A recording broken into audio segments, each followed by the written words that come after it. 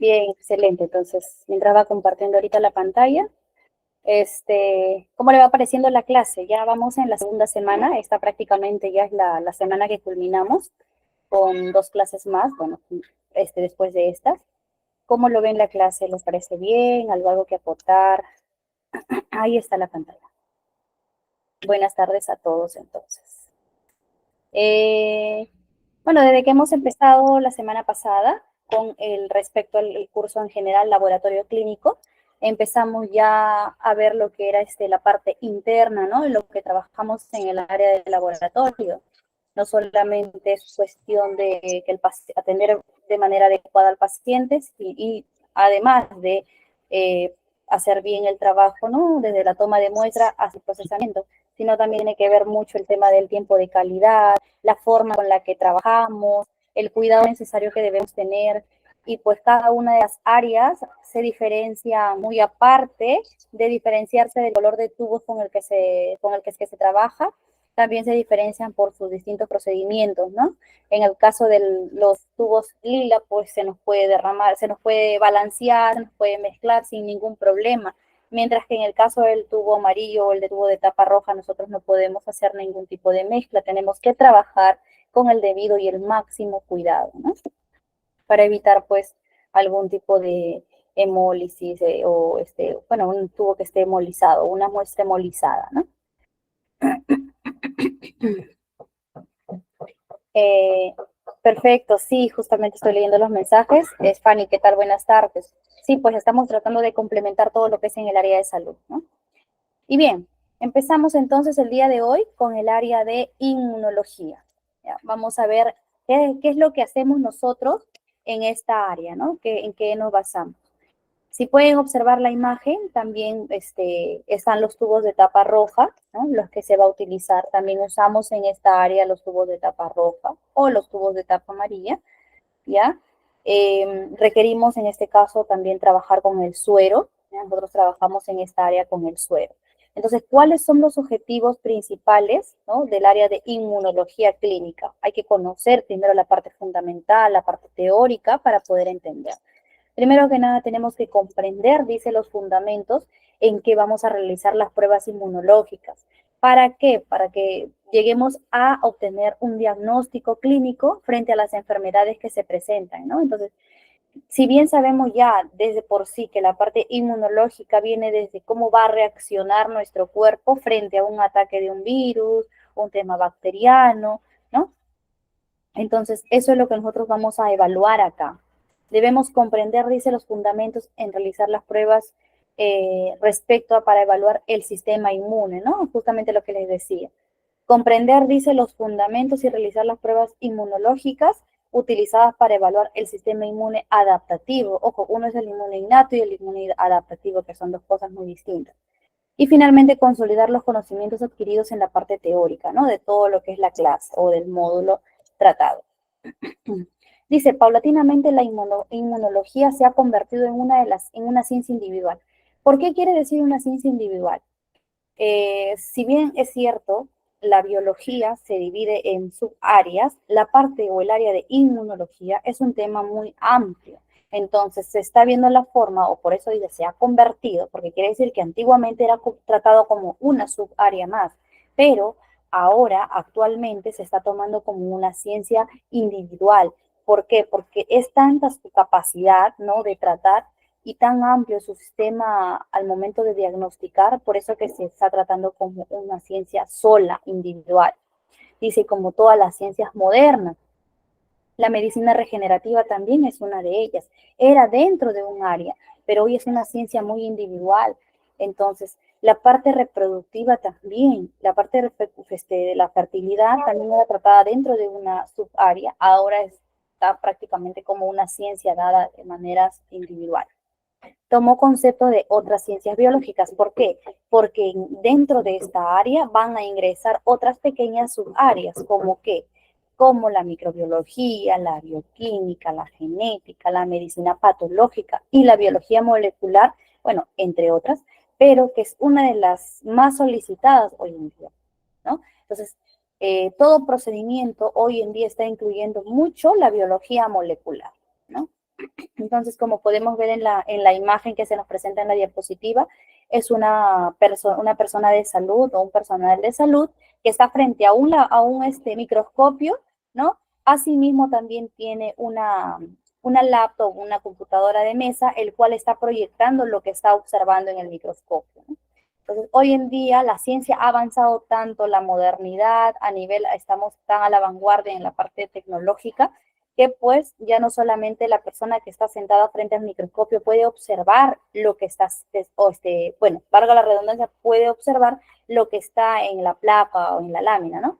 Sino que también las otras personas, y se está utilizando mayormente para la parte estudiantil, para que podamos observar al momento de que se está enfocando una muestra, ¿ya? Hay programas que se conectan, ya los microscopios de alta tecnología se están fabricando con una conexión USB, ¿no? Que se puede visualizar a través de una pantalla.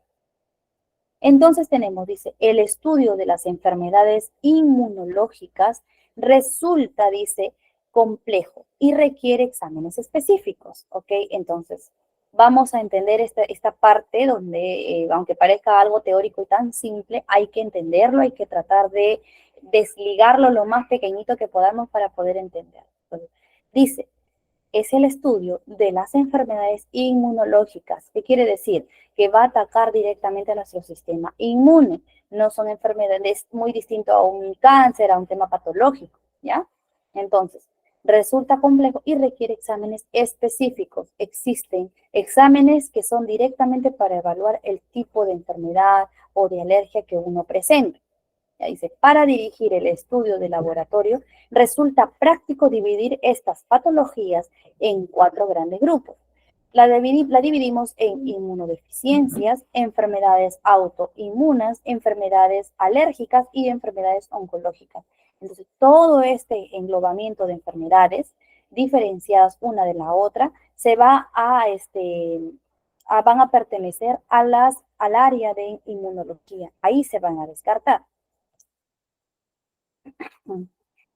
Entonces, entre las inmunodeficiencias, dice, destacan los déficits de anticuerpos. En esta área también nosotros vamos a tratar bastante el tema de los anticuerpos. Ya, dice que es posible evaluar inicialmente. Durante el tiempo del COVID, ustedes se dieron cuenta que había mucho el tema de la prueba antígena, la IgG o la IgM, ¿no? Que para muchas personas se les complicaba entender cuál van a tomarse el examen, ¿no? Entonces, ahí, ¿a qué nos referíamos? A que nos tomemos el examen de COVID, prueba tipo IgG o tipo IgM. Entonces, este tipo de pruebas contenía un anticuerpo, ya contenían anticuerpos que iban a resaltar en el momento de evaluar este tipo de COVID. Entonces, en el tiempo del COVID, las IgG eran las que cuando te había dado el COVID, ¿no? Entonces, el virus del COVID, ya, se aloja en el cuerpo humano, tiene su tiempo de reproducción viral, ya, sus etapas virales, y ese virus, ningún virus, se aloja en el cuerpo y vive ahí. Solamente lo que hace es descargar su material genético, ¿no? Que es la parte infecciosa, ¿no? Una vez que ha descargado su material genético dentro del cuerpo humano, porque de eso vive, sale del cuerpo, dejando un montón de problemas a nivel, ¿cómo se le llama eso? Cuando uno ya pasa el tiempo, bueno, pasa el tiempo, te deja secuelas, ahí está, esa es la palabra, la famosa secuela. Entonces, el cuerpo humano se queda con todo ese material genético que ha venido a infectarnos y el virus sale a otro cuerpo, a infectar a otro cuerpo saludable, ¿no? O sano. Entonces, cuando ya este virus salía del cuerpo y solamente quedaban las partes de las secuelas, que son las infecciones, la fiebre, al momento de que uno le tomaba al paciente, porque esas pruebas, esos cassettes venían ya preparados con los dos anticuerpos.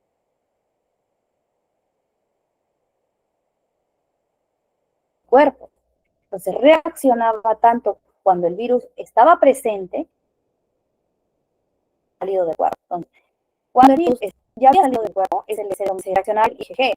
Pero cuando estaba en plena reproducción el virus, ¿no? Dejando toda su carga en toda su etapa viral, reaccionaba el IgM.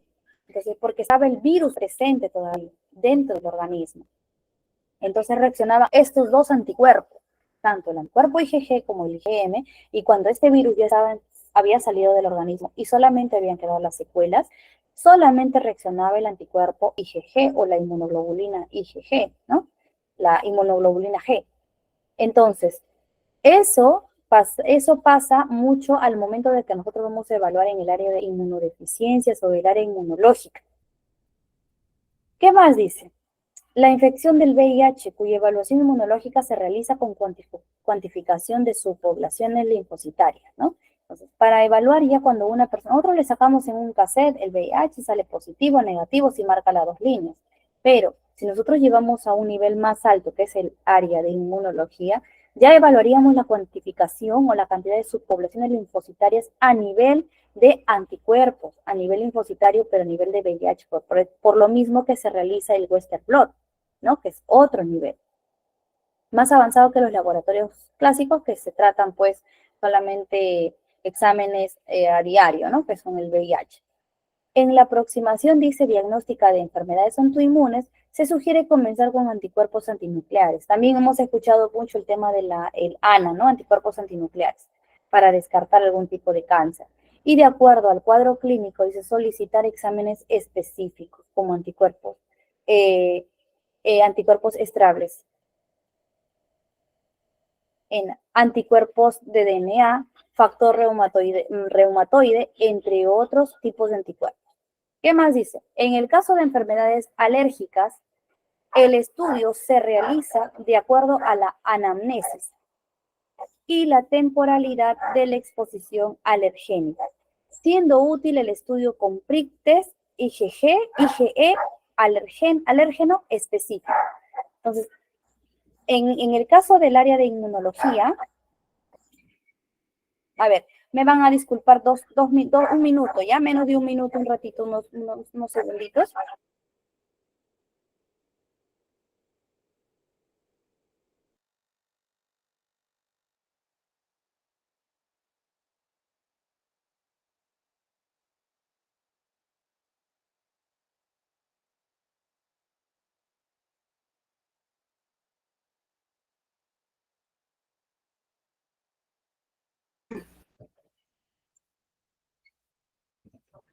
Ya, ahí están, discúlpenme, a veces suele suceder aquellos pequeños inconvenientes.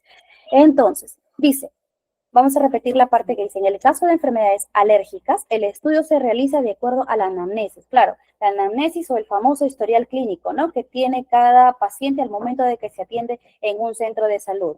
Y temporalidad de la exposición alergénica, siendo útil el estudio con PRIC. El PRIC yo les voy a explicar qué significa porque hace poco que estaba investigando, estaba averiguando que existen pues para cada alergia un tipo de test, ¿no? Un tipo de examen específico. Soy sincera, les mentiría si yo les digo que yo he estado en un área de inmunología, no, pero existe en la capital bastante regulares laboratorios que sí cuentan.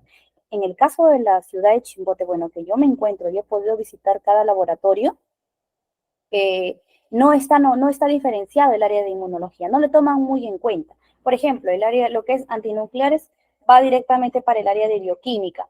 En el caso pero se realiza de acuerdo a lo que se solicita e incluso tercerizan las muestras, ¿ya?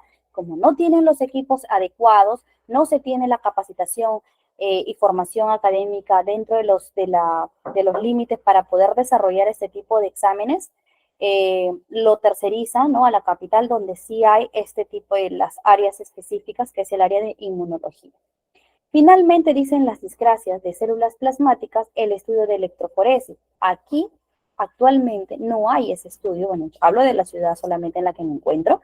Electroforesis, inmunofijación, cadenas livianas libres en suero, todo este tipo de diagnóstico o de equipos con el cual se trabaja, lo trabajan en la ciudad de Lima.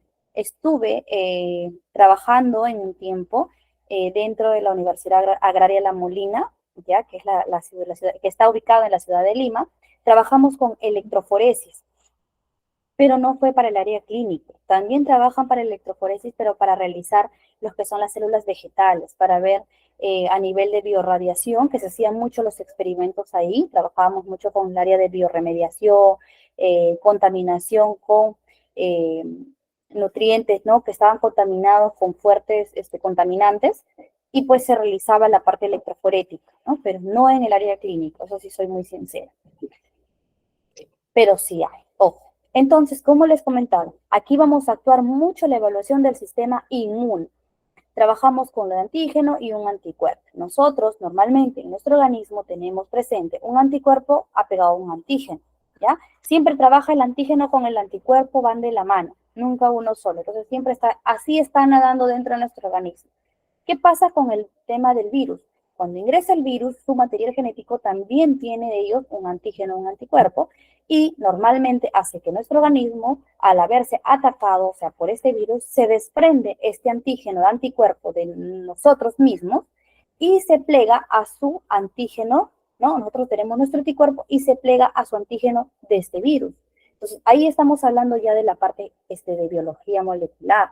Entonces, al momento, o sea, o ADN, mejor dicho, ¿no? La genética, el cual nosotros a través de un sistema completo de genética podemos observar cómo se han plegado esto y cómo se está reproduciendo estas hebras de ADN, el cual está afectando a nuestra salud, porque nosotros no podemos estar antígeno anticuerpo con la de un virus. Es por eso que se produce la etapa de la infección, ¿no? El famoso, por eso nos da la fiebre, la tos, y se empieza a proliferar por sus propias antígeno anticuerpo del virus. Entonces, tipos de anticuerpos. ¿Cuáles son los tipos de anticuerpos más reconocidos y las que hay? En la IgM, la IgG, la IgA, IgD, IgE, ¿ya? Entonces, la IgM dice son los primeros que se producen, exacto. Cuando nuestro cuerpo está presenciando algún tipo de ataque, los primeros anticuerpos que saltan son la IgM o las inmunoglobulinas M. Entonces, no tiene reglones, bueno, a nivel molecular. Aparecen como antenas en los linfocitos B, exacto. Cuando nuestro cuerpo se ve atacado, los linfocitos son los primeros que saltan. Y estas no están solos, estos de inmunoglobulinas no viajan solos. Al toque saltan y se colocan, es como decir, en la cabeza, por eso los nombran. Aparecen como antenas en los linfocitos. Los linfocitos están que nadan, rápidamente salen de nuestro organismo, se proliferan porque están siendo atacados y ellas van arriba en la cabeza como antenas presentes en los linfocitos B. Entonces, es ahí cuando nosotros nos sacamos, ¿por qué? Porque el virus está presente, está atacando, está dejando su material infeccioso, nos sacamos la prueba, porque estamos tosiendo, estamos mal, nos da la fiebre, sacamos la prueba, el examen de IgM, y sale positivo, o marca la rayita en el cassette. Estamos presenciando que hay anticuerpos IgM. Las IgG se generan después de las IgM. Entonces salen las IG, ya el virus sale, deja todo su material que está ya en constante ya eliminación, puede ser que ya se esté eliminando o desechando de nuestro organismo, porque a través los antibióticos para eso es, para desechar esa infección mala o detectar ese material, pero ha quedado secuelas, ha quedado material en pequeñas cantidades, y la IgG ya no, la IgM no aparece, pero sí la IgG. Por eso se generan después de la IgE, ¿ya? Indican que la infección es un proceso antiguo, o sea que ya pasó. Las IgA son parecidas a las IgM. También aparecen después de las IgM. Son parecidas, perdón, a las IgA. Por eso dice que aparecen después de la IgE. ¿En dónde están presentes? En la saliva, en el moco, en la leche, son los anticuerpos. Entonces, cuando una mamá está dando de lactar, lo primero que está pasando en su lactancia es el anticuerpo IgA. Y eso le va a permitir que el bebé, porque ningún bebé nacen con anticuerpos, los bebés absorben el anticuerpo de la mamá, o sea, jalan sus propios anticuerpos a través de la leche materna, pero de la mamá, ¿no? Por eso es necesario que los primeros 2 años de vida, o el primer año y medio al menos de vida, se le dé pues la leche materna para que el bebé tenga los anticuerpos necesarios para defenderse ante cualquier ataque de cualquier virus presente en el ambiente. Más ahora en el caso del COVID, ¿no? El COVID-19. También están, dicen, las mucosas, pues, de las piezas secretoras y evita que sean degradadas. ¿Qué más tenemos? Otro tipo de anticuerpos, el IgD. Dice, sustituye a los IgM. Ojo, también sustituyen al IgM. Más afinidad que es, tienen más afinidad. Aparecen como antenas en los linfocitos B. Tienen la misma función que los IgM. ¿Qué pasa? Sino que, ¿por qué en el caso de los cassettes se fabrican IgG y IgM? No, ¿por qué no se fabrican IgG o IgD? Si están reemplazando al IgM. ¿Por qué? Porque las de IgM son las que más resaltan. ¿Ya? Y son las que más afinidad tienen con los linfocitos B, que las IgD. Eso sí tienen una diferencia. Y las IgE, dice, de alta afinidad, media en los procesos alérgicos. Bueno, cuando una persona presenta alergia, ya sea por picazón, ardor, picor, manchas enrojecidas, al nivel dermatológico, su función dice, ahí reaccionan las IgE, ¿no? Su función, dice, es de eliminar parásitos, en particular los gusanos. Bueno, es parte de la función de los anticuerpos IgE. Anticuerpos antinucleares. ¿A qué nos referimos con los anticuerpos antinucleares? Los anticuerpos antinucleares, el famoso examen ANA, son los marcadores serológicos más característicos, pero no exclusivos de diversos padecimientos reumáticos. Entonces, una persona que pasa por un proceso reumatoide, en este caso, ya sea por una artritis, un dolor artrosis, que son términos muy distintos, si se va a realizar un examen de anticuerpos ANA, va a salir elevado o fuera de rango, ¿no? Según sus valores, como pueda trabajar cada laboratorio. Entonces, y no reumáticos, también no solamente son para los problemas reumáticos, estoy explicando algunos ejemplos, sino también los no reumáticos. Dice, en las cuales su presencia traduce la existencia de una respuesta inmune, es decir, el cuerpo está siendo atacado por una enfermedad y estas están reaccionando. Bien, antes de explicar este esquema, hasta ahí. ¿Alguna duda que tenga alguien? ¿Una duda, alguna pregunta, algo que acotar? ¿O todo claro, todo bien? Buenas tardes, doctora. ¿Qué tal? Buenas tardes, Ariana.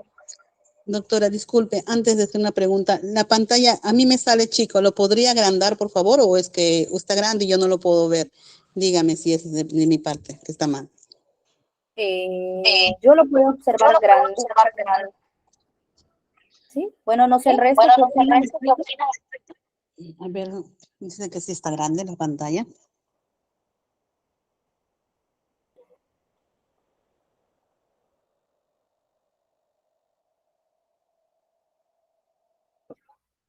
¿Se observa bien la pantalla o está en pequeño? No sé qué dicen, qué opinan el resto de compañeros. Ya, doctora, ya pude agrandarlo un poco más.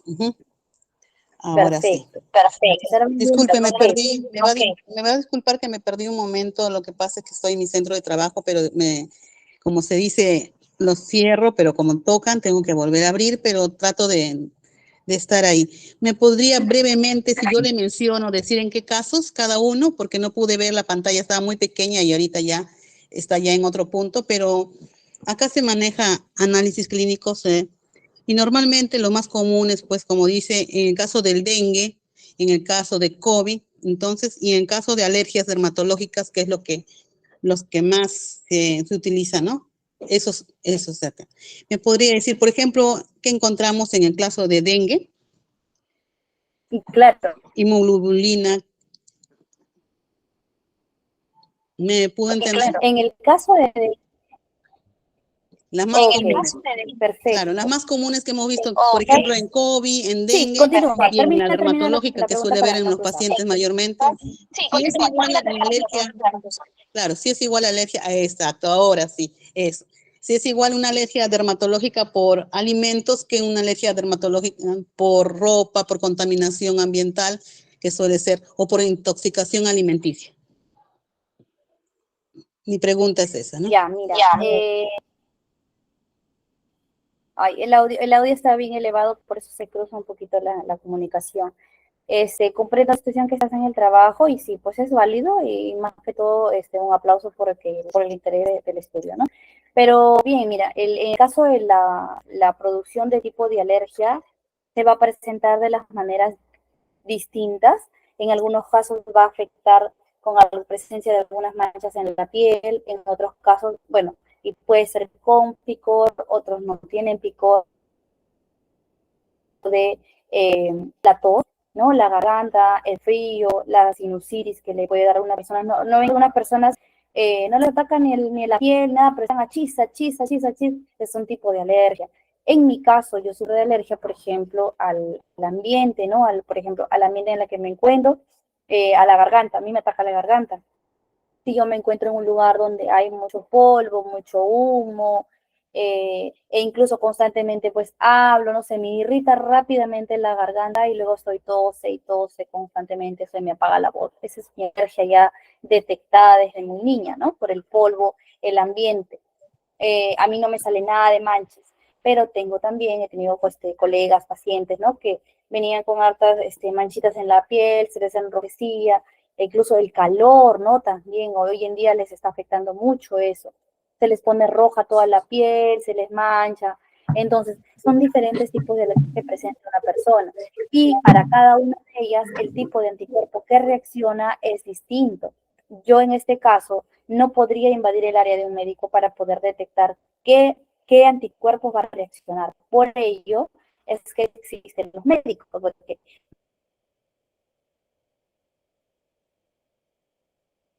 nosotros lo que hacemos es evaluar. Si el médico, según su historial, por ejemplo, llega el dermatólogo o paciente y le dices, de repente, pero le pide un examen de anticuerpos de IgM, ¿no? Una prueba de IgM, del tipo que pida solicite. Ese es uno. Pero en el caso del COVID, sí solicitaba el de IgG y IgM, porque así venían en los cassettes ya. En el caso de la prueba de VIH también viene IgG y IgM. De las pruebas de dengue, no sé, he visto que vienen mayormente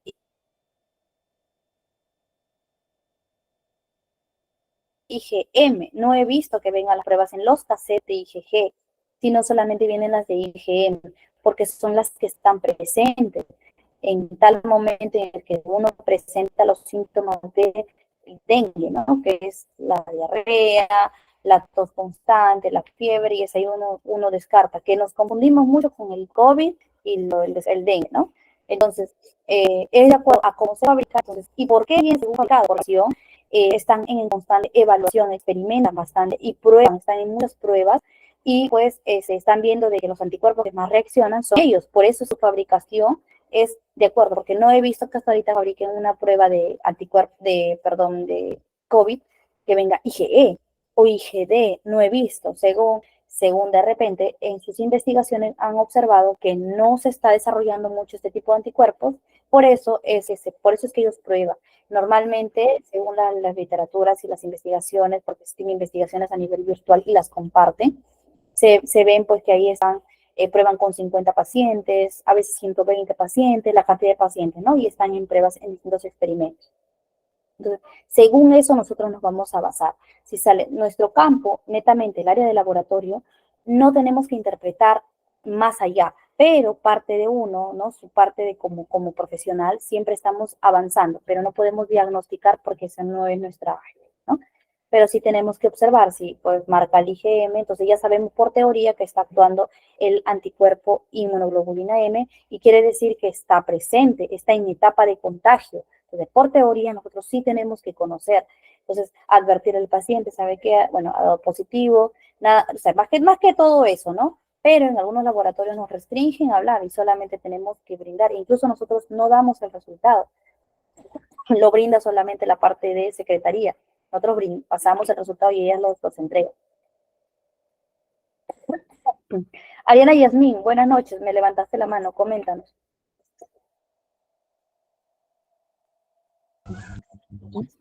Buenas tardes, ya le comenté, ese era el mío, el de inmunoglobulinas, sobre Ya, los anticuerpos. Claro, ese, sino que recién me está viendo el mensaje. Gracias.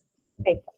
Bien, el mensaje, Jordana Arana nos dice, cuando la mamá no le puede dar de lactar, ¿cómo el bebé obtiene los anticuerpos? Porque hay pacientes que no pueden dar de lactar porque simplemente no tienen leche. Y sí, hay muchos casos así. En este caso, los médicos que ya revisan o el pediatra que está a cargo tanto de la mamá como del bebé, porque es la etapa de la lactancia, les atribuyen leches que son en polvo maternizadas, ¿no? La leche en polvo maternizada, que les va a permitir que que vienen con su fabricación, un 50% con anticuerpos y nutrientes que son parecidos a la leche materna. Claro que es mucho mejor dar la leche materna al 100%, pero en el caso de las personas, uno, que trabajan, y dos, las personas que no tienen leche, en el caso de las mamás que no cuentan con leche, entonces se les tiene que sustituir por una leche maternizada, así se llama. Son parecidos. Ya cuando el bebé empieza con su alimentación, que es a partir de los 6 meses, es ahí recién donde se le brinda a través de la alimentación natural, ¿no? Que son los alimentos naturales, las verduras, los vegetales, los cereales, ¿no? Perfecto. Entonces,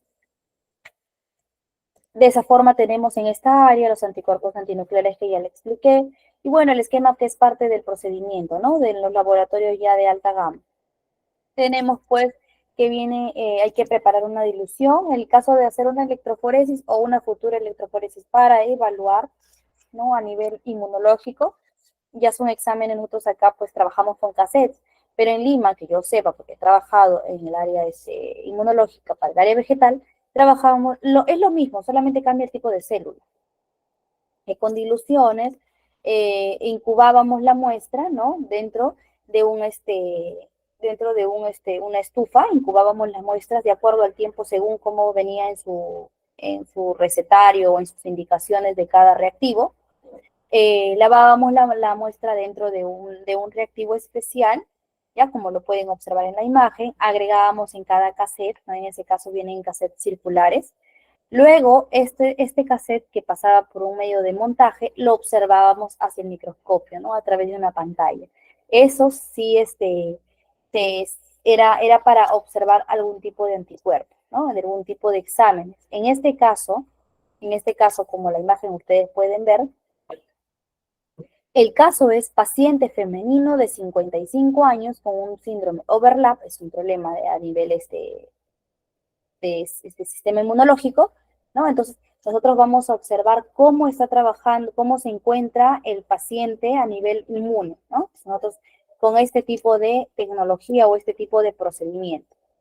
¿Cuál es la interpretación? Si ustedes pudieron observar en el cuadro de la parte derecha, en la parte inferior, dice resultados y reporte ANA, HEP2 y F.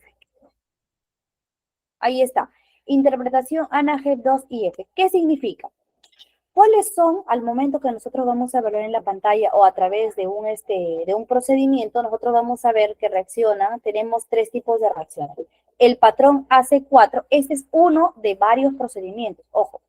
Patrón AC4, el patrón AC9 y el patrón AC19. Entonces, el patrón AC4 dice, ¿a qué se asocia con los antígenos? Hablábamos que en esta área tiene que ver mucho antígeno-anticuerpo, no pueden trabajar uno de otro. Y tiene que ser antígeno-anticuerpo de nuestro propio organismo. Cuando un virus nos ataca, trabaja nuestro anticuerpo con su antígeno de ellos. Entonces, es ahí donde empieza la mezcla y se hace la infección, se hace viral, ¿no? Dice, se asocia con los antígenos, tiene que ver mucho con los antígenos, los nombres varían un montón, solamente se usa la parte de terminología médica, las iniciales, dice polimerasa 3, bueno, es parte de la biología molecular, y las patologías, cuando este tipo de patrón reacciona, tenemos que se presentan las enfermedades mixtas, puede ser en el caso un lupus eritematoso, ya puede ser un síndrome, en el caso overlap, ¿no? Que es un síndrome de esclerosis múltiple, ¿no? El sistema de la poliocitis, ¿ya? Es un tema a nivel inmunológico también, cuando reacciona el patrón AC4. Cuando reacciona solamente para el ANA, el patrón AC9 se asocia con enfermedades de la esclerosis sistémica. Esa es otra enfermedad. Y cuando reacciona el patrón AC19, se asocia con el síndrome de la dermatomiositis, que es uno, o a nivel también neuronal, que es el neuropsiquiátrico, ¿no? Entonces, vamos a ver un montón de temas que de repente para las personas que no trabajamos constantemente con este tipo de patrones, o este tipo de equipos, porque son el resultado que nos arroja, por eso es de interpretación del resultado, nosotros se nos va a hacer un poco más complicado al momento de tratar de entender. Entonces, para ello requerimos una especialización a nivel de área inmunológica para que nosotros podamos interpretar. Pero eso es básicamente para, más que todo para nuestro conocimiento, porque nosotros no podemos ir dándole el resultado al paciente, porque eso lo da el médico. Anticuerpos antinucleares. Esta es una imagen, por ejemplo, si nosotros estuviéramos enfocados o trabajando ya en un área de inmunología, vamos a ver el paciente, tenemos un control, evaluamos al paciente su nivel de ANA. Si, por ejemplo, estamos trabajando con inmunofluorescencia, es un equipo adicional que se va conectado también con una computadora de mesa, y nosotros observamos una pantalla como la imagen de color rojo. Entonces quiere decir que es un control negativo. Ya para eso nosotros estamos trabajando con un requerimiento, ¿no? En cuál nos vamos a basar. Y si sale verde, porque esa es la imagen que marca fluorescencia, es un control positivo. Entonces estamos, por eso mismo le decía, es un nivel de laboratorio de alta gama. ¿Por qué? Por los equipos que se utilizan y la capacitación que nosotros recibimos. Entonces, así vamos a colocar, ¿no? En el caso de resultados. Cuando nosotros tercerizamos muestras de acá de las ciudades, ¿no? Hacia la capital, no nos vienen las imágenes, nos explican cómo es el procedimiento, no. Nosotros solamente tomamos la muestra, embalamos el tubo, lo enviamos y el resultado que nos llega es paciente tal, datos tal, tomado en la fecha tal, hora tal, resultado, Ana, positivo.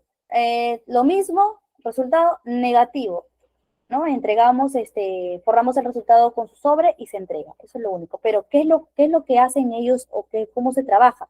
A través de inmunocromatografías, a través de inmunofluorescencias. Entonces, son procedimientos que van a requerir. Y por eso les decía que para llegar a eso pasan por todo este esquema, ¿no? Por todo ese lavado, ese procedimiento de incubación, esas medidas que se utilizan, ¿ya? Aquí está un ejemplo de un resultado, ¿no? Un ejemplo dice, por ejemplo, dirigido a la doctora tal, ¿no? O el doctor tal. Anticuerpos antinucleares, lo que se lo solicitó. Interpretación de resultados antinucleares. 0 puntos y tantos. Límites de referencia, menor o igual a 0.90. Negativo, ¿qué quiere decir? Indeterminado, ¿qué quiere decir? Positivo, sus índices de procedencia. Entonces, en este caso, dice 0.6, 0.6. O sea, quiere decir que es menor a 0.9. 0.6, 0.91 es indeterminado. Entonces, un resultado indeterminado. Es resultado que en algunos casos no requiere ponerlo positivo porque 0.6 está dentro de los límites, ¿no? En caso de positivo, sí, ya pues estamos hablando de mayor de 1.10, ¿no?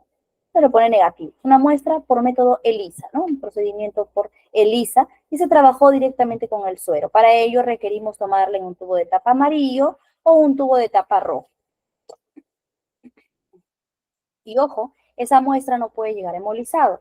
Lo recomendable es que se centrifugue aquí en la ciudad, ¿no? Y antes que tercericemos, y incluso es mejor que se tome en un tubo de tapa amarillo porque a veces en el carro, en el momento del viaje, hay pequeños baches, pequeños movimientos, la manipulación, por más que se le ponga en el momento de equipaje, ¿no? Se le pone la palabra se me fue. Delicado creo que se pone, ¿no? Delicado, no sé, los mensajes se nos pueden ayudar con la palabra. Se coloca delicado, a veces se coloca con mucho cuidado, por favor, ¿no? Entonces, igual, ¿no? Entonces, uno tiene que saber que es mejor trabajar con el tubo de tapa amarillo, ¿ya? Para que uno pueda hacer no puede llegar la muestra hemolizada, porque requerimos trabajar directamente con el suero. Entonces, tenemos el sistema alergénico, ¿ya? El sistema alergénico, bien, los virus ingresan a través de las fosas nasales o a través de la parte de la boca, ¿no? A través de la mucosidad, que también pueden ser por las fosas nasales. Y esas células, por eso dice, el alérgeno polen, ¿no? Donde viene su carga molecular del virus. Se asocia con nuestro anticuerpo. Se separa de nuestro propio antígeno y se asocia con el anticuerpo, el antígeno del virus, su parte genética, su parte o su carga genética del virus. Y es ahí donde se produce la infección. ¿Qué es la prueba de alergias en sangre? Entonces, Una prueba de alergia en sangre mide una sustancia llamada IgE, ¿no? O la inmunoglobulina E en la sangre. Es un tipo de anticuerpo producido por el cuerpo. Si usted tiene alergia, puede tener más de IgE en el cuerpo de lo normal, ¿ven? Entonces, son pruebas ya especiales que determinamos el tipo de alergia, ¿no? Entonces, hay un límite, pero si presenta fuera del límite o más, está su cuerpo presentando un tipo de alergia. ¿Para qué se usa? Dice, para averiguar si usted tiene alergia, por ejemplo, pero de forma general. Una prueba de IgE se utiliza para ver la cantidad de anticuerpos. Entonces, solamente con saber que usted tiene IgE, está presentando algún tipo de alergia. ¿Qué alergia tiene? No se sabe, porque esto es de forma general. ¿Qué significan los resultados? Los niveles totales de IgE alto. Significa que usted tiene un tipo de alergia, pero los resultados de esta prueba no nos muestran a qué es alérgico usted o qué tan grave es su alergia. Justamente lo que les estaba explicando. Nosotros podemos saber a través de este examen de sangre a qué somos alérgicos, pero sí, si sale más de lo normal, es que sí presentamos un nivel de alergia, ¿no? Un tipo de alergia. Cualquiera de los que se encuentran hoy en día. Un resultado de IgE específico, en el caso del específico, hay anticuerpos específicos, se puede saber a qué tipo de alergia uno pertenece. Hay pruebas y las voy a nombrar a medida que avancemos en las clases. Una de ellas es un tipo de enfermedad, ¿no? O un tipo de padecimiento que tiene una persona, solo una, tenemos la anafilaxia, ¿ya? Entonces, la anafilaxia es un padecimiento que nos ataca al cerebro, nos produce dolor de cabeza, nos ataca a nivel cardiovascular, por eso se sube la presión, tenemos demasiada calor, tenemos dificultad para respirar, a dolor abdominal, dolor en el bajo vientre, como se le llama, en la parte abdominal, y constante picor e inflamación en la piel, en la parte dérmica, ¿ya? No intradérmica, sino en la parte dérmica, que es la parte de afuera, la parte externa. Tenemos picor, ardor en algunos casos. Esos son los síntomas que presenta una persona con anafilaxia. ¿Cuáles son los síntomas? Bueno, dificultad, justamente acá lo separé, bueno, dificultad para respirar, hinchazón facial también, manchas rojas, ¿no? Manchas rojas, ¿no? Ronchitas en el cuerpo, y las famosas náuseas o vómitos, ¿no? Que están acopiadas a este tipo de padecimiento. Las discrasias plasmáticas, también tenemos las famosas discrasias plasmáticas, o sea, a través de un examen, de un hemograma, nosotros podemos también observar a qué es lo que está produciendo nuestro cuerpo, por qué nuestro sistema inmune está siendo atacado, ¿no? Entonces, esta es una parte de nuestro trabajo, si es esto, tomar la muestra, centrifugar, obtener el suero, ¿no? Tenemos la parte del suero, que es la parte principal o la parte de la superficie, la parte leucocitaria que se forma en el centro, y la parte final que están los hematíes o los eritrocitos, ¿no? La parte del coágulo de sangre. Dice, ¿cuáles son las funciones principales, ¿no? En el caso del área de inmunología, la función principal es mantener, bueno, la presión oncótica. Bueno, en el caso de las funciones principales bueno, tenemos la composición del plasma, no sé si se logra observar bien, ¿no? El plasma contiene, pues, cantidad de agua. Dice proteínas plasmáticas también. En el caso leucocitario están las plaquetas y en el caso, bueno, las células blancas también y los hematíes, ¿no? Ya, la función principal es mantener la presión. Ya, nuestro sistema inmune, ¿cuáles son sus funciones principales?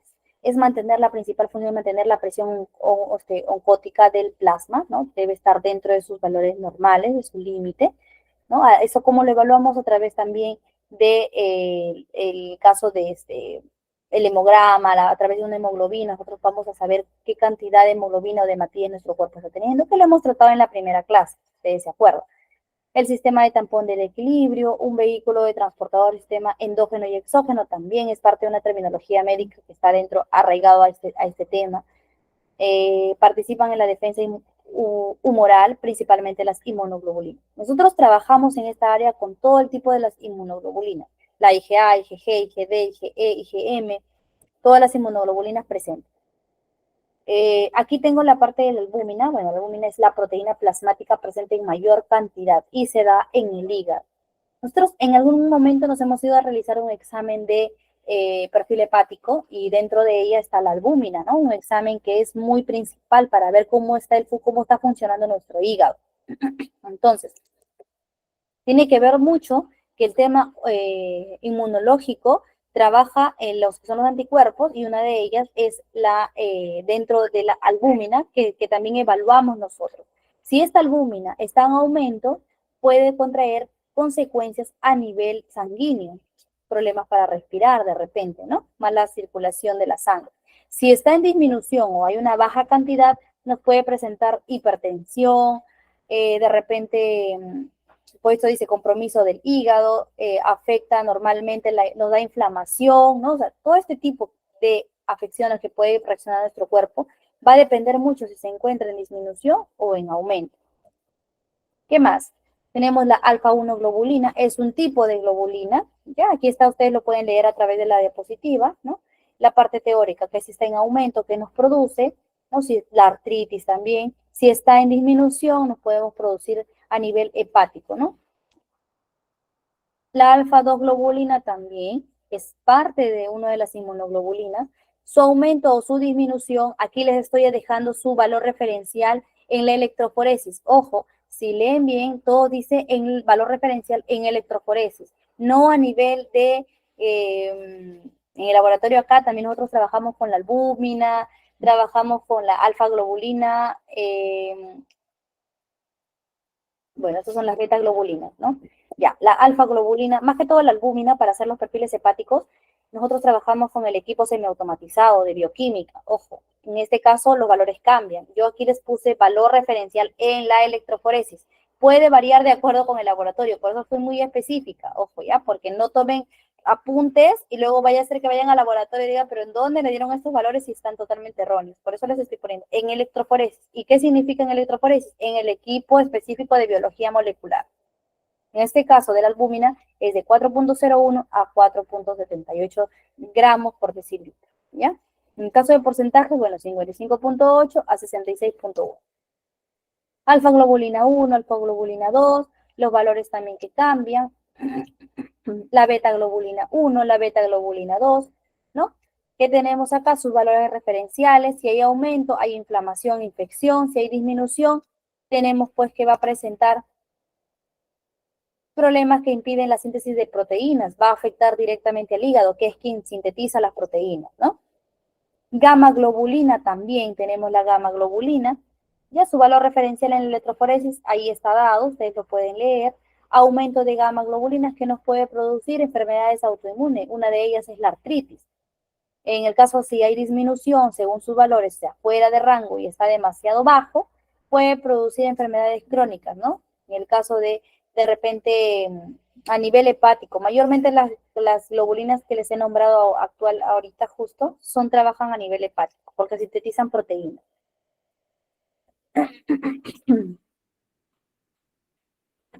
¿Qué más? Tenemos la parte del Western blot, uno de los exámenes más solicitados para poder realizar el examen de VIH, ¿no?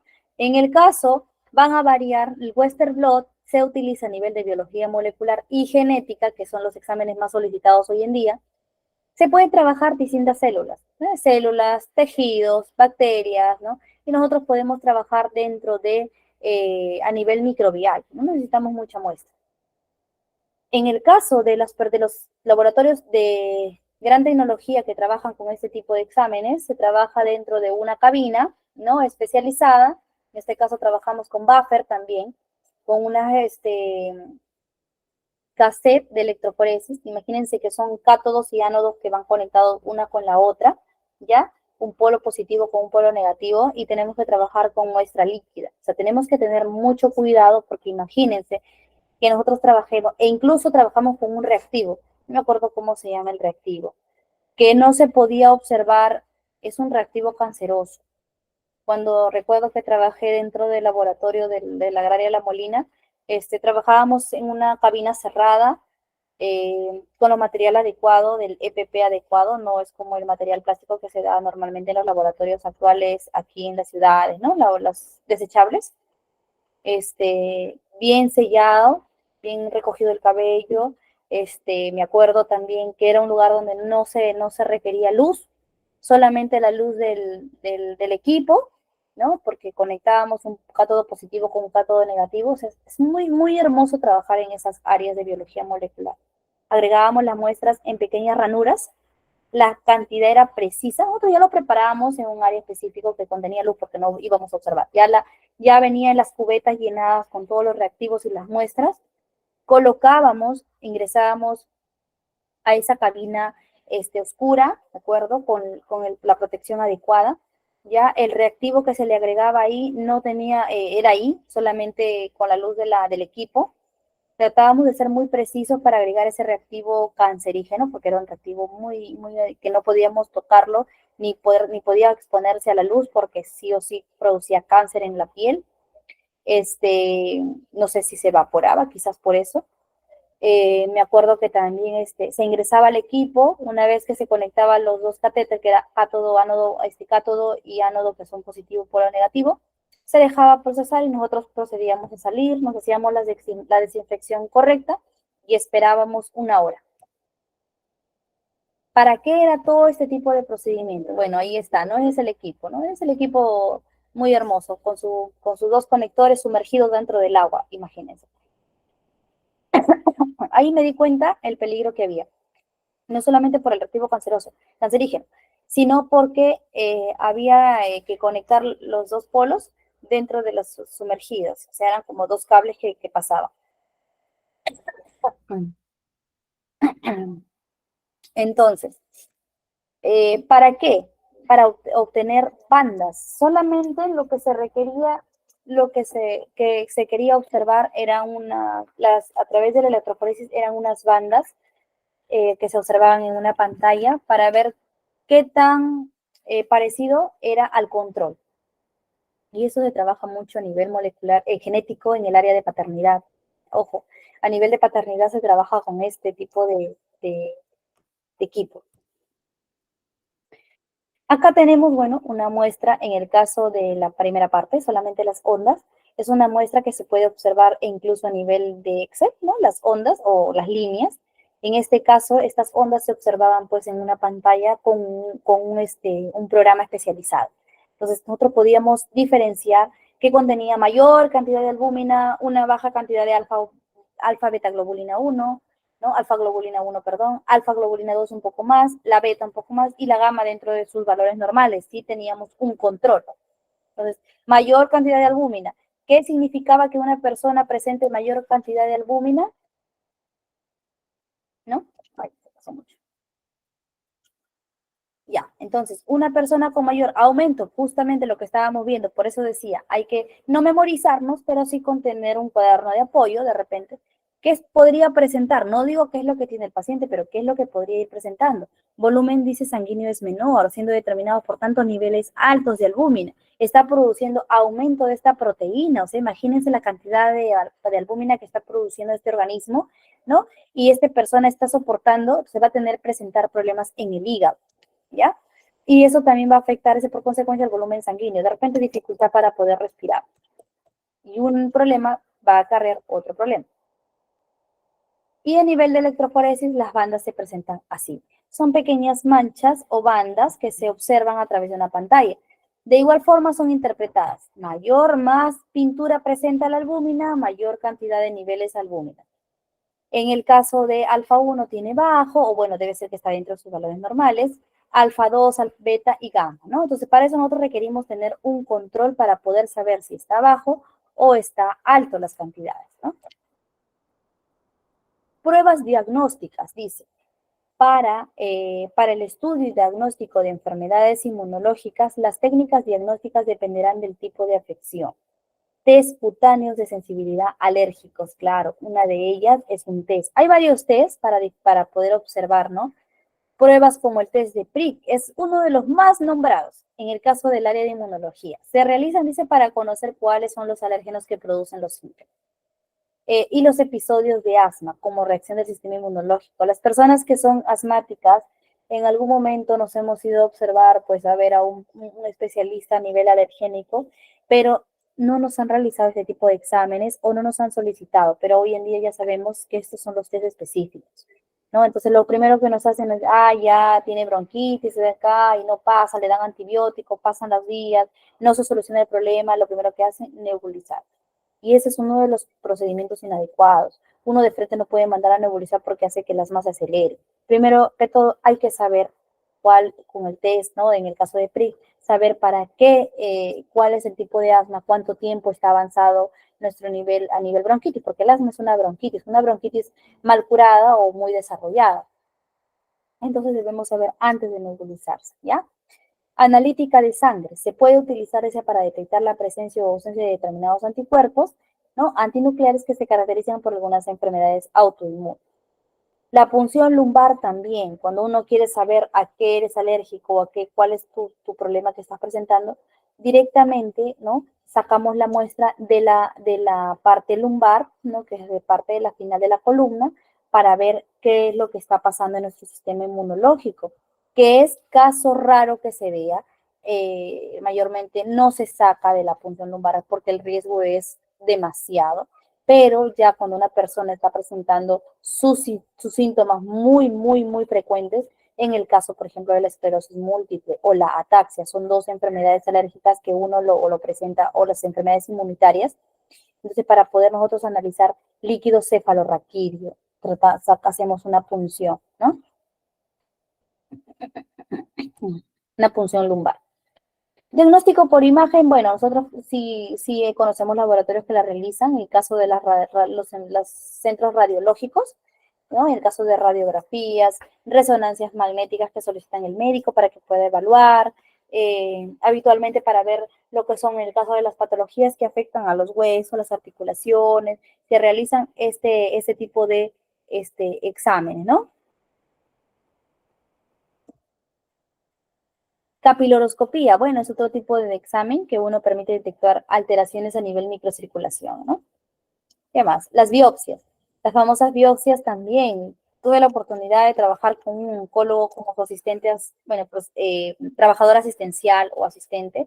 Eh, Trabajábamos mucho con las biopsias, la forma en la que se tomaba era muy delicado, no podía tomarse más de lo normal, más de la cantidad ya solicitada por el especialista patólogo. Era un ginecólogo, oncólogo, me acuerdo, mi jefe. Tomábamos las muestras a diario, ¿no? Para biopsias. Realizábamos, pues, biopsias mayormente a nivel vaginal, se puede decir, ¿no? Uretral no mucho, me acuerdo vaginal las muestras, porque las pacientes que llegaban por lo mismo que era ginecólogo, padecían de muchas infecciones a nivel ginecológico, ¿no? Y para descartar a través del examen IVA, es uno de los exámenes que se está solicitando mucho a nivel ginecológico, tomábamos, pues, después de ver la muestra, la cavidad uretral, la cavidad vaginal, mejor dicho, se tomaban las muestras de las biopsias para descartar, ¿no? Sí, de acuerdo si el paciente así lo quería también.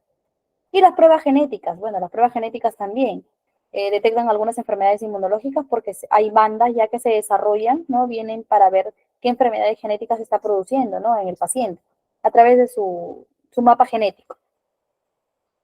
Artroscopía, también necesaria, muy importante en las enfermedades de las artritis. Bueno, los exámenes que yo les estoy nombrando ahora no las realizan los laboratorios de constante evaluación, mayormente son laboratorios ya especializados, ¿no? Unidad de alergias, dice. ¿Qué unidades de alergia tenemos? La alergia, dice, es una afección que se produce cuando existe una respuesta inmune. Exacto. Algo inmune exagerada, algo que está afectando de nuestro cuerpo de forma exagerada. Sustancias de repente del medio ambiente, sustancias comestibles, ¿no? En el caso de medicamentos, alimentos. Pueden ser una persona alérgico a numerosos tipos, ¿no? De afecciones. Los aeroalergénicos son los que se producen en el aire, polen de los árboles, pastos, polvo de casa. Yo sufro una de ellos, soy una de ellas que sufro, soy paciente aeroalergénica, ¿no? Soy una paciente que de repente, normalmente, pues, los pelos del gato, los pelos del perro, no. Yo descarté eso. ¿Por qué? Porque yo he convivido con animales y no me daba ese tipo de afección y hasta el día de hoy lo compruebo, no me afecta eso. pero de repente, por ejemplo, si yo estoy en un ambiente donde están haciendo la madera, ¿no? O el polvo, están quemando basura, rápidamente a mí pues yo empiezo a toser, a toser, a toser y siento que me ahogo. Entonces no puedo estar porque es parte de mi desarrollo de mi alergia. Mis anticuerpos empiezan a reaccionar a través por lo mismo que me está sucediendo. En el caso de otras personas, pues empiezan a enroncharse, toman un medicamento y se les vuelve roja la piel, manchas rojas, chupitos rojos pequeños, y esos son otro tipo de alergias, ¿no? A los alimentos también, a las proteínas de la leche, a los frutos secos, a el limón, ¿no? Ese tipo de, los ácidos también son personas que también sufren de alergia. Medicamentos como la penicilina, uno de los grandes alérgicos, productos alérgicos. Picaduras y mordeduras de insectos, sí, hay personas que de repente te pica un zancudito o un bichito, digamos, en la parte de la sierra, la selva, y te rascas y te vuelve rojo, te echas alcohol o algún tipo de antipicazón, crema, y te pasa. En el caso de otras personas que son alérgicas, se enronchan, ¿no? Se enronchan, y no solamente esa parte, sino se desplaya por toda la parte del brazo, si te pico en la pierna y se desplaya por todo. Es un tipo de alergia, perdón, a mordeduras de insectos, ¿no? La parte de cosméticos también, hay personas que son alérgicas, de repente a algunos le hace bien la crema y a la otra persona no le hace bien y le afecta en la piel, la parte dérmica. Entonces aquí tengo las pruebas diagnósticas.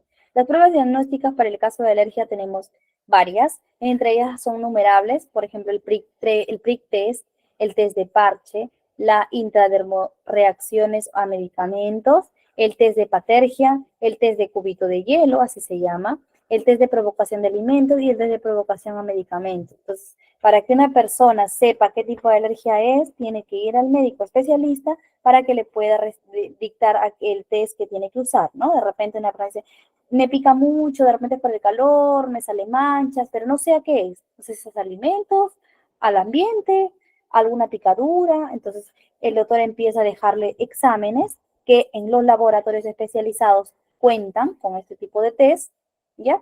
Y se les realiza. De repente el médico quiere decir, vamos empezando con el test de provocación de alimentos. Le deja, lo solicita, el laboratorio especial, el personal que está capacitado, hace todo el toma de muestra, hace el procedimiento y da los resultados. Negativo.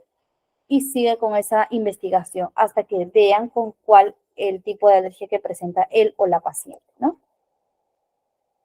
El prick test, ¿a qué se refiere el prick test? Es un test cutáneo que corresponde al método de referencia para el diagnóstico de inmunoglobulinas E.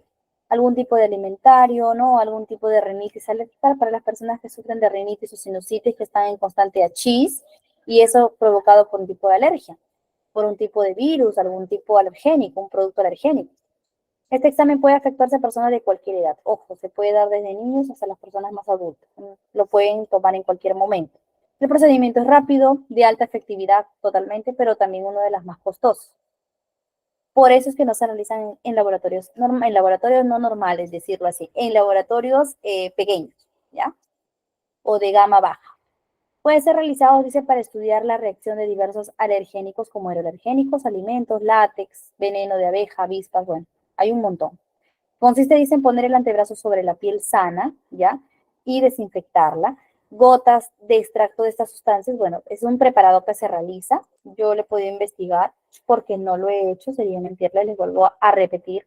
No he estado dentro de un laboratorio inmunológico, pero según evaluaciones, investigaciones, esto es lo que se realiza. Sería muy, muy importante y muy, muy provechoso que los laboratorios también pequeños podamos ir implementando, pero eso depende también de la economía, porque los equipos son costosos y la capacitación de igual manera. Dependiendo, dice, de su tamaño, bueno, en el caso de, se revisa si ya formó una roncha o una pápula, ¿no? Todo eso se considera al momento de evaluar para ver si es positivo o negativo, al momento que vamos a brindar los resultados.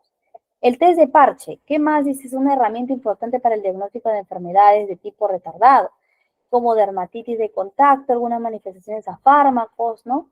Entonces, este test vamos a evaluar si hay un problema dermatológico.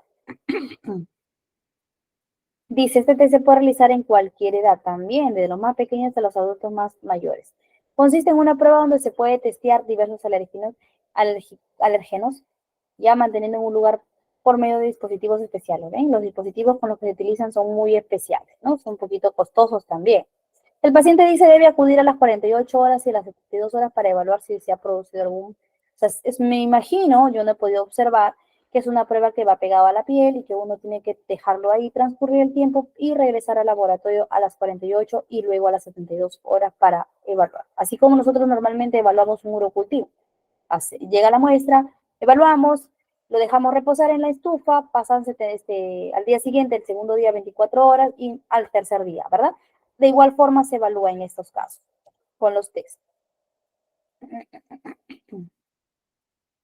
Tenemos la intradermorreacciones a medicamentos.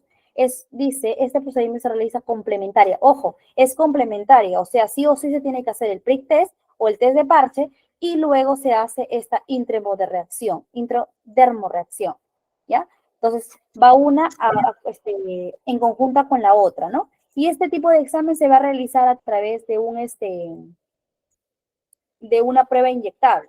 Es inyectar al interior de la dermis. O sea, es un líquido que va a ingresar a través de la dermis, ¿no? De manera intramuscular, o los medicamentos que se requieren estudiar. Por ejemplo, en este caso se va a inyectar, es decir, vamos a inyectar penicilina u otros antibióticos a la que una persona haya presentado según su anamnesis y se va a ver la inflamación. En la mayoría de los casos, dice, el resultado es evaluando, midiendo el tamaño de la roncha. Se va a medir la roncha para ver en qué circunstancias se encuentra el paciente. Tiene que ser evaluada a las 48 horas y a las 72 horas, ¿no?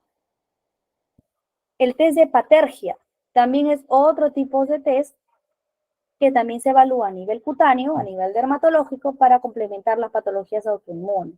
Consiste en realizar traumatismos mínimos en la piel. Ojo, traumatismos mínimos en la piel. ¿Qué quiere decir? Que uno mismo se va a provocar, o en este caso el personal de salud, va a provocar este traumatismo pequeño, ¿no?, en la piel, lo que va a producir la reacción inflamatoria, como una pápula o una pústula en el sitio estudiado. Los resultados se revisan a las 24 y 48 horas. Quiere decir que su tiempo es más corto que los otros test.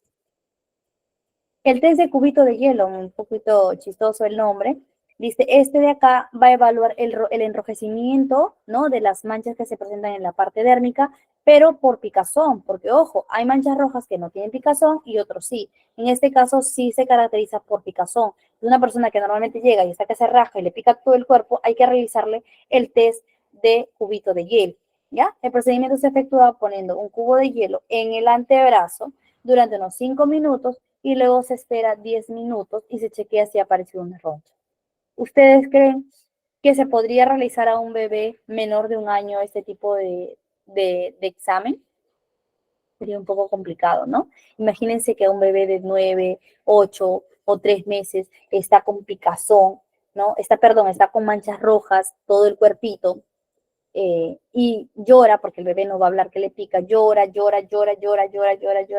y pues es por esa picazón, porque los bebés no se pueden rascar. La desesperación que puedan tener los padres en estos momentos, y a su vez imposible tratar con este cubito de hielo, solamente hay que tratarlo con analgésicos, en este caso, pues si es bueno, más fácil es tratar a un bebé de mayor de 6, 7 meses, porque quizás le puede dar antibiótico. Claro que no es recomendable, pero ya el médico pediatra en este caso ya extremo lo solicita. Si es menor, imagínense la desesperación, ¿no? No quiero ni imaginar. Entonces, bueno, un bebé ya que puede hablar quizás, ¿no? Pero lo podemos tratar con ese tipo de test. El test de provocación a alimentos constituye, dice, el examen más preciso para el diagnóstico de alergia alimentaria. Claro, hay personas que son alérgicas al chocolate, alérgicas de repente a un alimento vegetariano, algún tipo de alimento grasoso, ¿no? Entonces, aquí vamos a ir detectando. Entonces, para esto se realiza según la anamnesis o el historial clínico que venga la paciente. De repente dice, cada vez que como cacao, me como un chocolate, algo, se me salen las ronchas por todo lado, me pica el cuerpo, me da la cabeza, me provoca vómitos, pues vamos directamente a darle este alimento para poder evaluarlo, ¿no? A las 48 horas, a las 72, bueno, dependiendo cada presentación del tipo de test. Pero por eso es muy importante el historial clínico. Dice, consiste en dar cantidades crecientes del alimento que se está estudiando, pero en mayor cantidad, ¿no? Para producir el enrojecimiento o la infección o la afección y ver la hipersensibilidad. La unidad de alergia clínica alemana, imagínense, la clínica alemana, cuenta con todo su equipamiento y con todo el personal capacitado, preparado para tratar posibles reacciones que presentan durante el examen. ¿Qué quiere decir? Durante el examen, incluso hay pacientes, esta clínica, por lo visto, está tan equipada que de repente cuenta con lugares donde el paciente pueda descansar, quedarse los 2-3 días y uno puede evaluar, ¿no? Yo no lo sé, pero por eso mismo dice, está tan equipado, personal altamente preparado para tratar posibles reacciones que se presenten durante, o sea, durante todo el examen, ¿no? Test de provocación alimentos. Esta prueba es más precisa para el diagnóstico de alguna enfermedad hacia el medicamento, antibióticos, como antiinflamatorios, corticoides, analgésicos específicos o locales, ¿no? Entonces, etcétera. Se indica, dice, cuando las pruebas cutáneas, ¿no? Se coloca a través de las pruebas cutáneas, quiere decir, o de sangre, ¿no? Bueno, trabajan de dos formas. Consiste en administrar cantidades crecientes del medicamento. Imagínense, si una persona dice que creo que soy alérgico a la penicilina, entonces te colocan mayor cantidad de penicilina, arriesgando tu salud, pero para poder saber el tipo de alergia, ¿no? Que presenta. Dice un resultado positivo, confirma la alergia, uno negativo se descarta. Lo mismo, ¿no? La unidad alergénica, en el caso del centro alemán, pues también tiene este tipo de equipamiento, ¿no? Vamos a responder los mensajes, ¿cómo van? Hasta ahí se acabó la exposición. Quiero que ustedes me digan cuál de repente alguna duda, alguna pregunta, de forma en el chat o de repente para las personas que deseen a través de audio, me pueden levantar la mano y les brindo el pase. Jordana, buenas noches. Me pregunta, ¿con una sola muestra de sangre se puede detectar el tipo de alergia que uno puede tener? Va a depender, de repente una sola muestra en el caso de un tubo amarillo o de repente dos. Pero como les voy a repetir, no he estado, pero según lo que yo he podido leer, suficiente con una. ¿Por qué? Porque las cantidades que van a ingresar a los equipos de Western Blot o a los equipos de inmunofluorescencia se va a requerir mínimas cantidades. Así que con uno suficiente, yo creo que sí.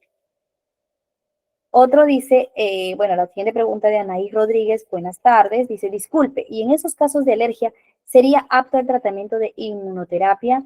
Sí, en algunos casos de la inmunoterapia sí cuenta mucho, pero va a depender mucho del qué tipo de alergia presenta la persona. Primero hay que saber el qué tipo de alergia y esa alergia debe ser tratada. Si esa alergia es tratada y no calma, recién ahí podemos contar con la inmunoterapia, ¿no? Porque también es más costoso. Otro tipo de otras preguntas, alguien que más desee o algo que acotar, ¿cómo les pareció la exposición? Un poco amplia, por eso desde un inicio yo empecé diciendo que este tipo de área o esta área que se está tratando es ya prácticamente como un área sola, individual, porque la cantidad de temas que tomamos en cuenta, el sistema o los sistemas con los que se trabaja es ampliamente, es de alta gama, por así decirlo, y el personal tiene que estar bien capacitado. Uno no puede entrar a un área de inmunología solamente con los conocimientos básicos, también tenemos que entrar con la parte práctica, ¿no? Entonces, pero por algo tenemos que empezar. Y pues hay que ser muy cautelosos en esta área. Imagínense, si para un área de hematología, debemos tener en cuenta, claro, cuáles son el tipo de células.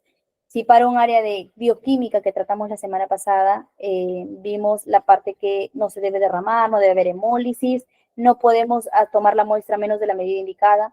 Para esta área no solamente tenemos que tomar una buena muestra desde el área de toma de muestras, tenemos que recolectarla de una manera adecuada sin provocar hemólisis en la muestra y llevarlo al procedimiento de una cámara inmunofluorescencia, hacer el mejor procedimiento y llegar hasta el resultado, ¿no? Entonces, aquí pasa por una, por la otra y por 3 etapas para llegar al resultado. Pero la forma y el proceder en este caso del área de inmunología es mucho más delicado, ¿no? Eso básicamente. Bueno, ¿hay alguna otra duda? ¿Algo que deseen preguntarme? ¿Alguien acá de repente tiene algún tipo de alergia?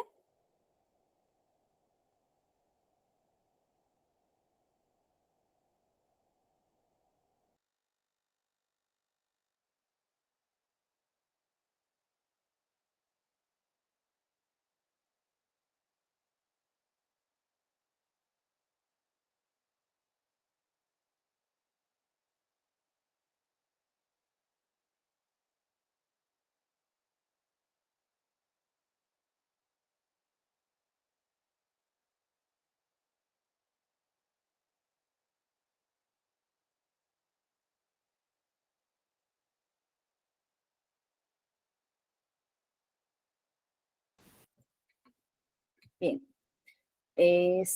A ver, me pregunta Simón García, buenas noches. ¿Alguna clínica u hospital dermatológica a la temperatura baja? ¿Alguna clínica o hospital de dermatología a la temperatura baja? Eh, bueno, te comprendo que alguna clínica dermatológica, bueno, hay un montón, va a depender mucho de cómo veas la forma en cómo trabaje cada médico, ¿no? No comprendo la temperatura baja, bueno, no comprendo. Anaí Rodríguez Cueva, buenas noches, me dice, en mi caso es mi hijo, sufre de rinitis. Me imagino que ya ha sido pasado por algún tipo de prueba por el cual ya saben cuál es el tipo de alergia que presenta. Y justo le mandaron a realizar uno de esos exámenes que mencionó. Sí, no se le da, me imagino que es todavía menor de edad tu hijo, pero sí, los exámenes son un poquito costosos, pero son específicos, ¿no? Gabriela Pacheco, buenas noches. Dice yo a diferentes frutas y a la que me causa anafilaxia es la cereza, pera y palta. Imagínense. Imagínate en tu caso, ¿no? Que tienes que sustraerte en el caso de que tienes que privarte de ese tipo de alimentos porque te afecta y te causa anafilaxia, ¿no? Por tu salud lo tienes que hacer. Wow, qué incómodo, ¿no? Por la cereza, bueno, quizás es pasable, pero una palta, ¿no? Donde uno a veces quiere comer en el desayuno o en la cena. Junior dice, pregunta por audio. Ay, bueno, me imagino que le estaban solicitando a sus compañeros. Simón García, ¿para qué? Alergia a las temperaturas bajas. Ah, ya te comprendo. Alergia a las temperaturas bajas, sí. Lo mismo que me sucede a mí también. No solamente al polvo, sino también a las temperaturas bajas. Cuando llega el tiempo de invierno, normalmente pues estoy con la garganta y me afecta. Y todas las mañanas me levanto con la sinusitis, estornudando constantemente y en el transcurso de la mañana va bajando. Desde ahí yo ya sé que es una alergia. Eso me lo comentó un médico internista. Miren, les dejo un tip muy importante que me comentó hace muy poco. Me dijo, cuando tú veas que de repente ya estás presentando alguna afección y se disminuye o pasa en el transcurso del día, entonces, o a medida que dejas de consumir algo pasa, significa que tú eres alérgica a eso. Por ejemplo, me levanto en las mañanas, estoy con el escurrimiento de la nariz, presento la tos, va pasando a las 8, 9, 10 de la mañana y se me va yendo, se me va yendo, se me va yendo, no tengo absolutamente nada. Llega a las 9 de la noche, 8, 9 de la noche, me voy a lavar los dientes después de la cena y nuevamente empiezo con el achís, por ahí con un dolor de garganta, tomo algo bien caliente para la noche, ahorita con el calor no puedo abrigar, pero sí, de repente las medias me las coloco y normalmente me calma. Al siguiente día la misma, entonces yo ya sé que sufro a las temperaturas bajas también, ¿no? En el frío, mayormente pasa eso en el frío. Anaí Rodríguez dice, pero ¿qué tanto recomienda el tema de las inmunoterapias? Ah, ya. En el caso de las inmunoterapias no las recomiendo de frente a hacérselas, sino después de haberse realizado cualquiera de los test, de la provocación, de medicamentos, de alimentos, test de PRIC, que es muy importante. El test de PRIC es el más solicitado. Después de eso, si no se encuentra solución, de repente por ahí darle la idea a su médico tratante de realizarse una inmunoterapia, ¿ya? Graciele Pacheco dice, y una consulta, ¿sabes si de la nada se puede desencadenar una alergia o alguna comida que se come comúnmente? De la nada, puede ser hereditario, ya, la alergia puede ser hereditaria. De repente una persona, por eso digo, nace tranquilamente y a medida que va avanzando el bebé, porque desde ahí se sabe, se observa la historial de los padres y de repente uno de ellos ha presentado algún tipo de alergia y vamos a observar si el niño no hereda lo mismo o la bebé o el bebé hereda lo mismo. Si es una persona adulta que no ha tenido nada durante el crecimiento personal, ¿no? Y de repente cumple los 15 años o vamos a pensar a una persona más adulta, una persona de 25 años y empieza a comer chocolate y le pica y se enrojece. Entonces, es ahí donde empieza la alergia, ¿no? Dada ya por un alimento, no hereditaria, porque si fuera hereditaria lo hubiese obtenido desde muy pequeño. ¿Ok? Graciela Pacheco me comenta, este es en mi caso, bueno, de la nada le estoy alergia a otras cosas más, como el pescado, correcto lo que decía. Si de bebé no presentaste nada, en tu etapa de crecimiento neonatal, nada tampoco, pasaste a la juventud y la adultez, nada, pero de repente ahora desconozco tu edad y tampoco te quiero preguntar, pero vamos a suponer que a la edad que tienes presentas alergia recién al pescado, entonces es un tipo de alergia provocado por el alimento, no hereditario, ¿ya? ¿Alguna otra pregunta? Bueno, espero que se haya quitado la duda. Sí. Ya. Y Salgado, tengo un hermano, dice, que es alérgico al agua, también de las abejas. Bueno, alérgico al agua, me imagino que ya han probado, ¿no? A través que toma el agua y no sé a qué tipo, de repente presenta picazón, enrojecimiento en la piel, o tos, o de repente sinusitis, algo. Fanny Taboada dice, ¿las alergias pueden desaparecer sin tratamiento? No, ninguna alergia desaparece sin tratamiento. Normalmente, así con o sin tratamiento no desaparece. Las alergias es de por vida, ¿ya? Es una condición, no es una enfermedad, ojo, es una condición. Las alergias de repente a cualquier tipo es una condición que tienes que llevar de por vida. Si es a medicamentos, nunca más puedes consumir ese tipo de medicamentos porque ya sabes que te va a provocar tal desarrollo o a tal afección. Con tratamiento es mucho más llevadero que sin tratamiento. Ya, de repente si es algo dermatológico con una cremita, te da algo, te echas tu crema y te baja.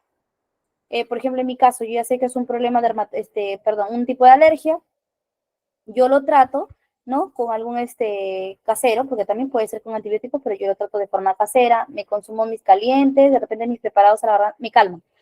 Entonces, con tratamiento, sin tratamiento, todos los días se te va a dar tu alergia ya desarrollada. ¿Por qué se produce la alergia? Bien, Lisbeth Ramírez, buenas noches. La alergia se produce, como les decía desde que inicié el tema, se produce por algún tipo desde pequeña desarrollas por un tipo hereditario o por un tipo medicamentoso, de alimento, dermatológico, problema ambiental. Entonces se produce por ambas formas, por algún proceder de algo o porque simplemente heredaste de los padres, ¿ya? Me preguntaba alguien por audio, discúlpame que te interrumpí, no sé quién fue. Sí, buenas noches. Sí, tengo una duda y que le había escrito para poder comentar por audio. Es sobre una muestra de sangre. ¿Exactamente se tiene que pinchar la vena o es que es a un costado para poder tener esa muestra? Bien. Junior, mira, como te comentaba de un inicio, yo no he estado en un laboratorio en el cual haya trabajado directamente con tema clínico en el área inmunológico, pero por referencia bibliográfica y teórica, según cómo se muestran las investigaciones, es netamente por la vena, que a través de la muestra de vena, porque podemos tomar muestra de otro lado, pero podemos coger algún tipo de arteria. Entonces no podemos tomar la muestra que no sea de vena. Tiene que ser netamente de la vena, ¿ya? Pero sí, pero en este caso, ¿cuál sería la diferencia? Si es que netamente o directamente de la vena para esa toma de muestra de sangre, eh, si es que se puede hacer a un costado, o sea, al costadito de la vena, o sea, ¿cuál es la diferencia? Porque en realidad la sangre es la misma, no creo que sea de otro tipo o algo así. Correcto. La sangre es la misma, tú lo has dicho, pero lo recomendable al momento de la toma de muestra se toma de la vena. No podemos tomar muestra, nosotros que trabajamos en el área clínico, nos dicen y nos entrenan desde un inicio, toma de muestra de vena. No nos dicen, si la sangre va a ser la misma, puedes tomarlo de cualquier lado, de la vena, del costadito, de la más arriba, no. Por eso decimos sangre de vena. Yo me imagino, porque no he tenido la oportunidad de preguntarle eso a mi profesor en algún momento, de que si la sangre en todo el cuerpo recorre, ¿por qué tomarlo de la vena? ¿Por qué no del otro ladito del costadito? Porque nosotros, no, me imagino que la evaluación está directamente, la sangre más concentrada está en la vena, ¿no? Que en el costado, en alrededor de la vena. Entonces, si nosotros queremos obtener mayor cantidad de suero, tenemos que obtener mayor cantidad de sangre, porque la sangre está compuesto de suero, de componentes, de leucocitos, todo que no nos sirve, que queremos suero, entonces a mayor cantidad de sangre, mayor cantidad de suero. Si nosotros obtenemos menos cantidad de sangre, tomamos menos sangre, menos suero. Ojo, es una va con la otra.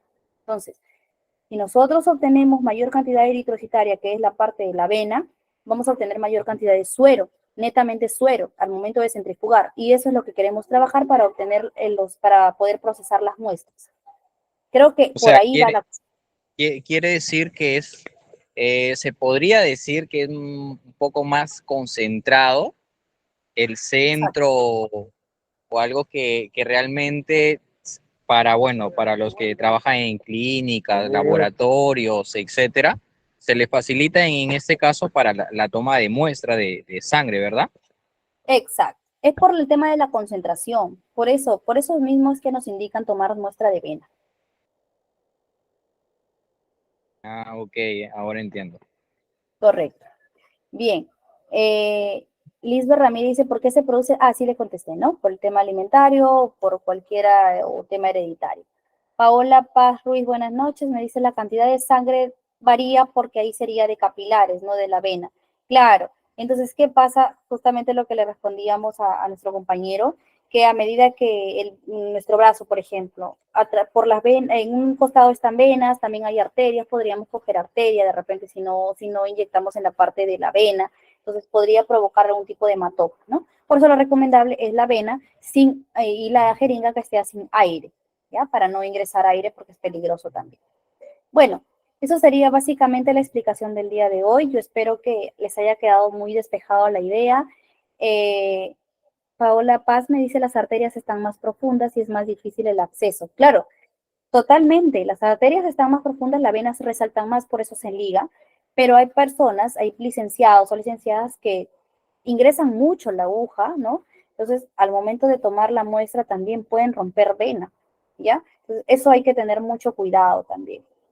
Y bueno, espero que la clase haya sido provechosa, siempre tratando de dar lo mejor de uno, tratando de poner los temas, los términos tan médicos de una manera más fácil para que se pueda entender y sobre todo darles los conocimientos importantes para que cada uno pues pueda en algún momento visitar de repente un laboratorio inmunológico y llegan con la parte teórica, ¿no? ¿Cuáles son los cuidados al momento de trabajar con inmunofluorescencia, los cátodos, los ánodos que se tienen que tener en cuenta, el momento de la toma de muestra, por qué no tomarlo fuera de la vena, los test que con los que se trabaja, ¿no? Entonces uno ya por ahí como que conoce.